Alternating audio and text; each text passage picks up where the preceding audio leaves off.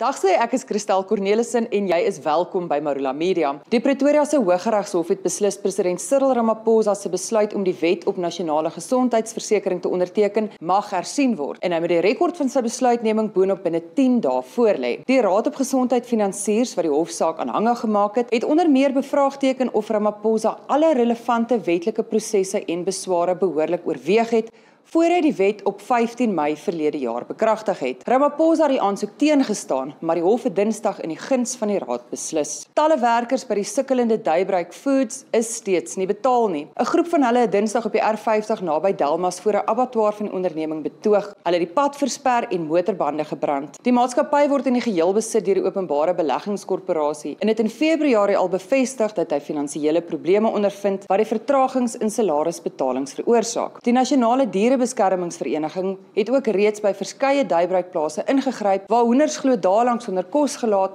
en hulle tot kannibalisme gewend het. 'n 20-jarige onderwysstudent en onder 21 rugbyspeler van die Noordwes Universiteit is Maandag dood nadat hy die naweek 'n ernstige nekbesering opgedoen het in 'n wedstryd waarin hy onverwags as hakker ingespan is. Vilano Sonder se familie is in rou gedompel en bevraagteken onder meer waarom hy in 'n posisie gespeel het waarvoor hy nie opgelei was nie. Hulle vra ook dat die universiteit ondersoek instel. Die Valke Rugby Unie ondersoek intussen die voorval. Verskeie finansiële instansies en ekonome het hul groeiverwagting vir vanjaar tot onder 1% aangepas. Dit het verrykende gevolge vir die deursnee Suid-Afrikaner en plaas druk op werksekerheid, verbruikersbesteding en individuele inkomste. Daar is verligting in die vorm van laer brandstofpryse en inflasie nou onder 3%, maar ekonome waarsku 'n donker prentjie lê voor. En die Pretoria se Hooggeregshof hoor binnekort 'n dringende aansoek aan om Antoni Bougas, direkteur van die omstrede kleuterzone groep, se ouers in hul private hoedanigheid te laat sekwestreer. Die aansoek is Dinsdag elektronies op Rentje en Antoni Bougas beteken en word later van dese maand aangehoor. Antoni Bougas Jr. is reeds gesekwestreer en die kleuterzone groep is voorlopig gelikwideer. Gaan lees hierdie en al die ander berigte op marulamedia.co.za